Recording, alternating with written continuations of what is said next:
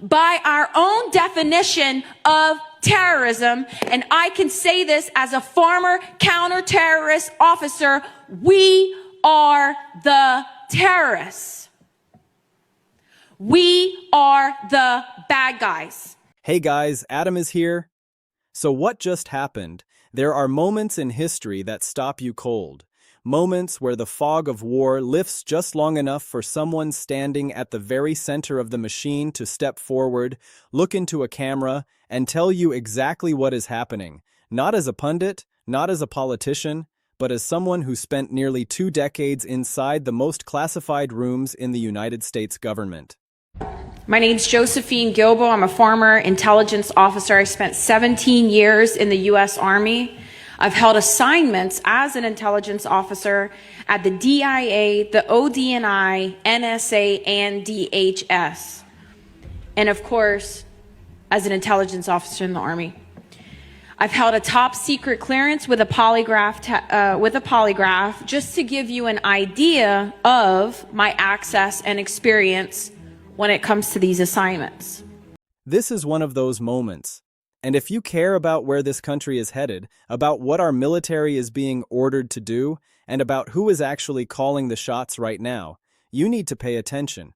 Israel, along with the United States, began attacking Iran. By 10:20, the staff at Minab school began evacuating the children. Strike one. Hit the school. The kids moved to the prayer room. Strike two, hit the prayer room. 163 kids dead. Strike three, hit nearby.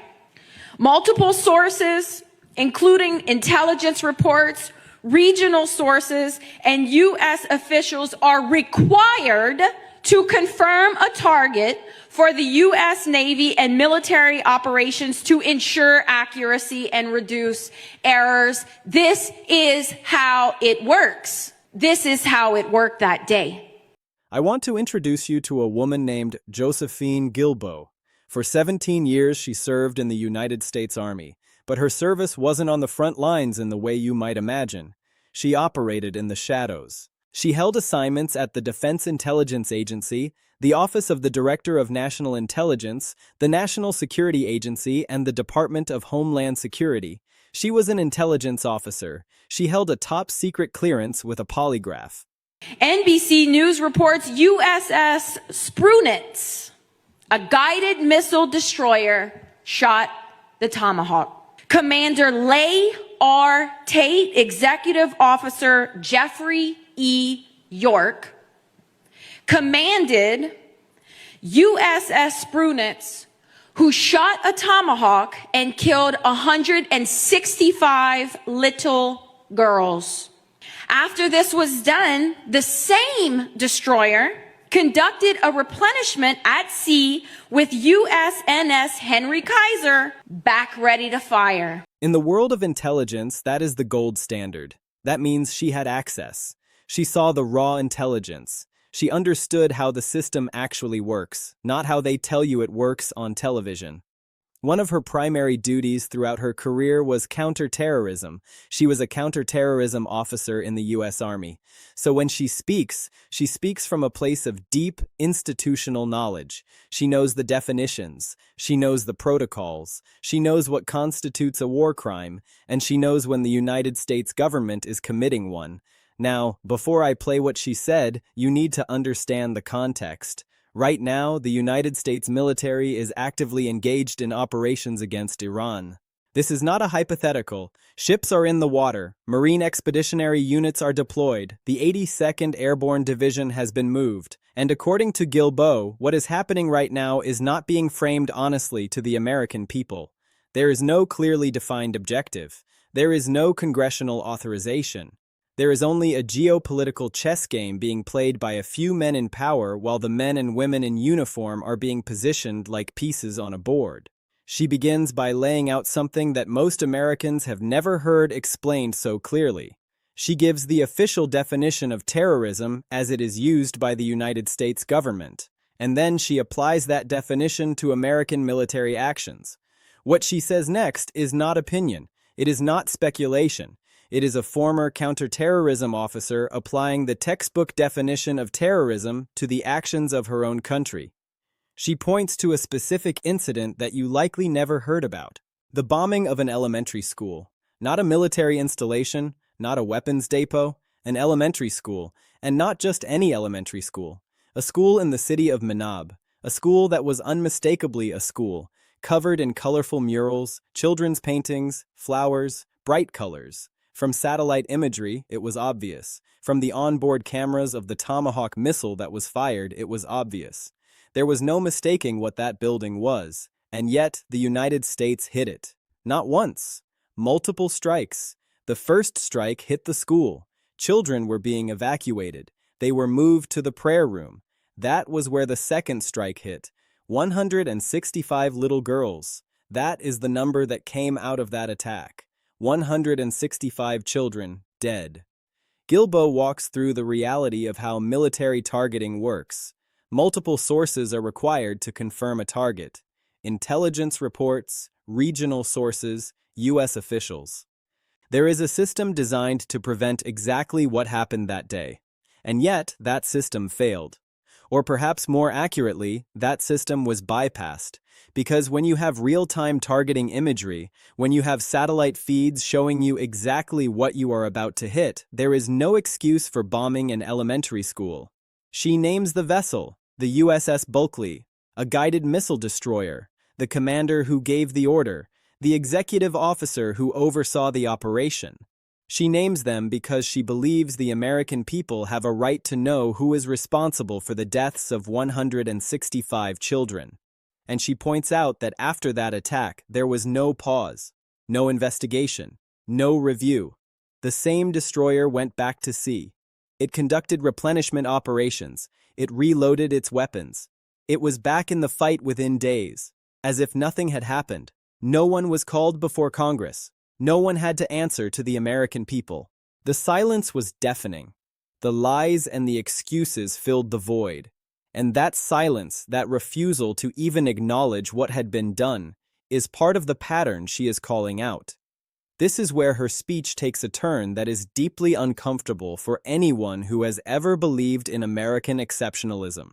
She looks at the definition of terrorism: premeditated use of violence against civilians or civilian property to induce fear, coercion, or intimidation, aimed at governments or societies to achieve political objectives. And she applies that definition to what the United States did in Minab. And she says, as a former counterterrorism officer, we are the terrorists. We are the bad guys. Those words hit different when they come from someone who spent nearly 2 decades inside the intelligence community. This is not a protester on the street. This is not a social media commentator. This is someone who sat in the same rooms as the people making these decisions. She knows what she is talking about, and she is telling you directly that the United States government, by its own definition, is engaging in terrorism. Now, here is where her warning becomes urgent, because what happened in Minab is not a one-time event. It is a preview. It is a pattern. And right now, the United States military is being positioned for something much larger. She calls it a bloodbath, and she is not exaggerating. She looks at the current deployment: the USS Tripoli, the USS Boxer, Marine Expeditionary Units, the 82nd Airborne Division moving from Fort Bragg. These are not small movements. These are major forces being put into position. And she asks the obvious question: for what objective? What is the goal? What is the mission? And the answer, as far as she can see, is that there is no clearly defined objective. There is no strategic endgame. There is only Donald Trump chasing what she calls Netanyahu's agenda. She describes a president who is flailing, attacking NATO one day, removing sanctions against Russian oil and Iranian oil the next, making noise about deals with the Ayatollah while simultaneously positioning the military for war. And in the middle of all this chaos, at the bottom of the totem pole, are the troops, the young men and women who signed up to defend their country. They are the ones who will be asked to die for objectives that have not been defined, for a war that has not been authorized by Congress, for a geopolitical game that they do not understand and that the American people have never been consulted about. This is the core of Guilbeau's warning. She is not speaking to the politicians. She is not speaking to the generals. She is speaking directly to the commanders of those ships. She is speaking to Captain Patrick J. Sullivan of the USS Tripoli. She is telling him, stop the ship, turn it around, do not follow unlawful orders. There is no congressional authorization for what you are being asked to do, and if you proceed, you will be complicit in war crimes. You will have the blood of your own Marines on your hands. She knows what she is asking. She knows it is a radical thing to tell a military commander to disobey orders.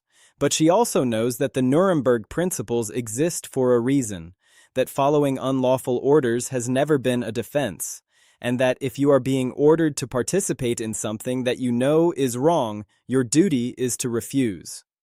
What makes her warning so powerful is that she is not asking for anything for herself. She is not trying to become famous. She is not building a platform. She is trying to save lives. And she admits, at the most painful part of her speech, that she probably will not succeed. She says, "None of us up here can save them.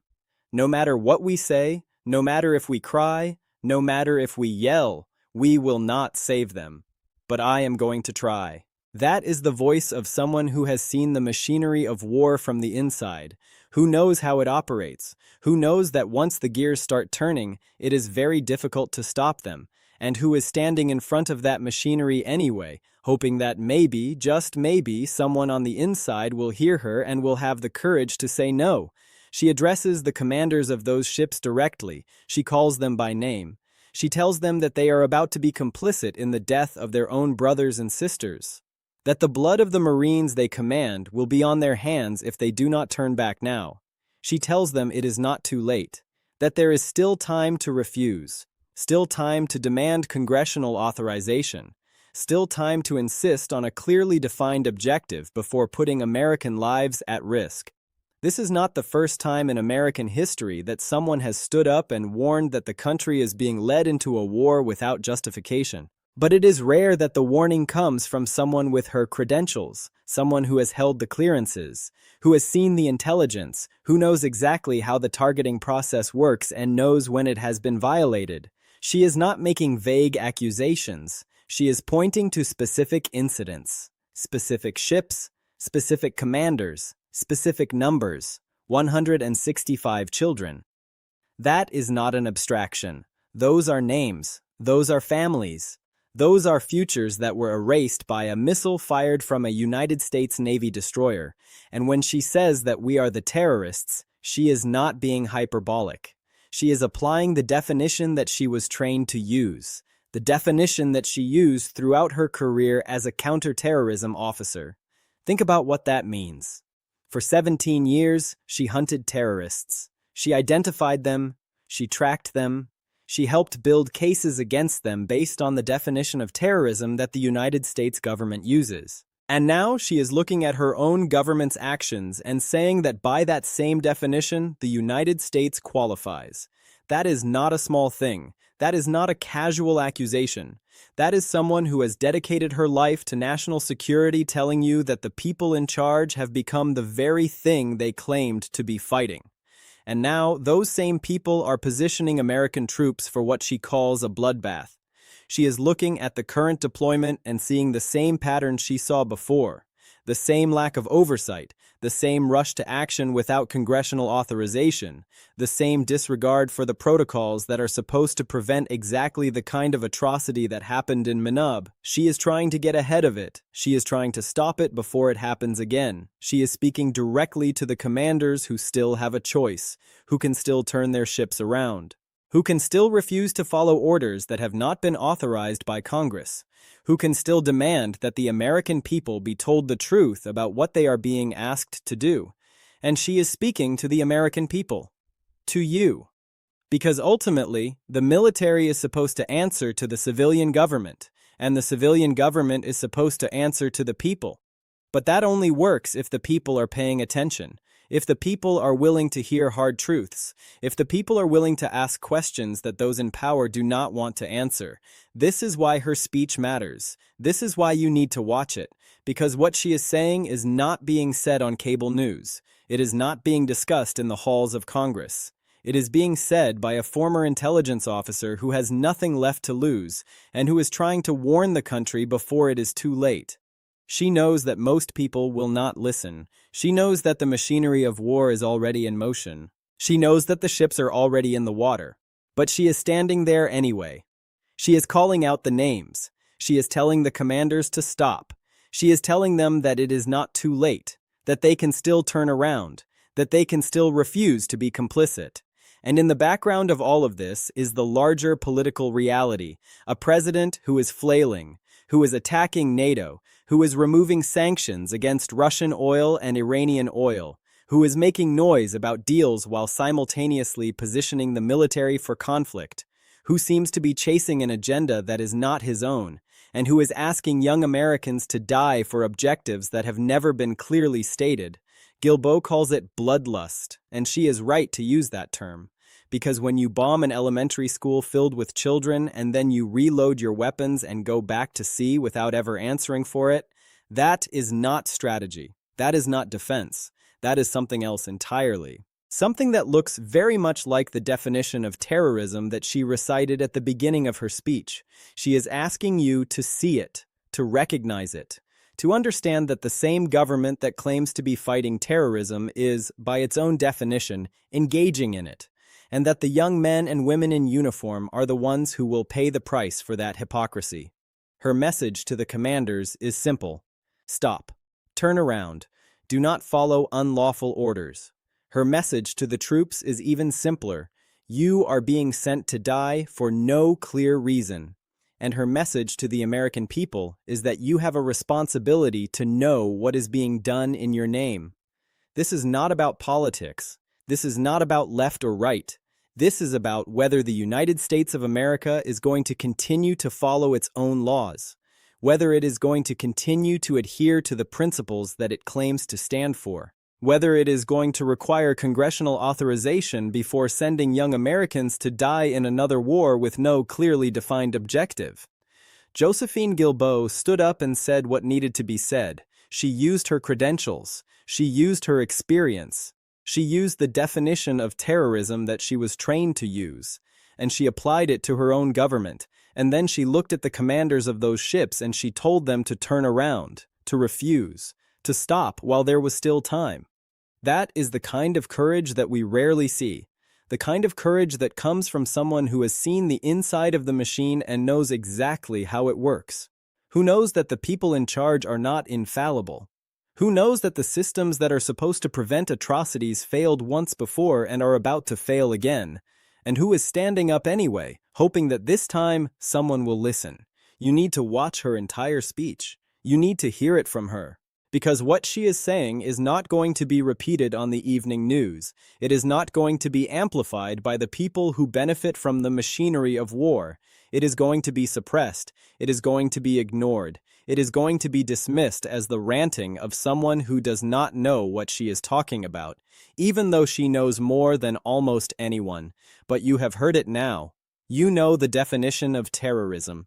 You know about the school in Minab. You know about the USS Bulkley. You know about the 165 children. You know about the ships that are in the water right now, the Marines who are being positioned, the 82nd Airborne that is on the move. And you know that there is a former intelligence officer who spent 17 years in the Army telling you that this is wrong, that it is unlawful, that it is terrorism by the United States government's own definition.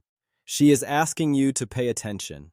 She is asking you to demand answers. She is asking you to ask why there has been no investigation into the bombing of that school, why no one has been held accountable, why the ships are being sent out again without congressional authorization. And she is asking the commanders of those ships to have the courage to say no. This is the moment. Right now. Before the next missile is fired. Before more children die. Before more American troops are sent into a war with no clearly defined objective, this is the moment to stop, to turn around, to demand that the law be followed, to demand that Congress do its job, to demand that the American people be told the truth. Josephine Guilbeau has done her part. She has stood up. She has spoken. She has used her credentials and her experience to tell you exactly what is happening. Now it is up to you to listen, to share, to demand answers, to refuse to look away while the same patterns that led to the deaths of 165 children are being repeated. Watch her speech, hear her words, and ask yourself what you are going to do now that you know.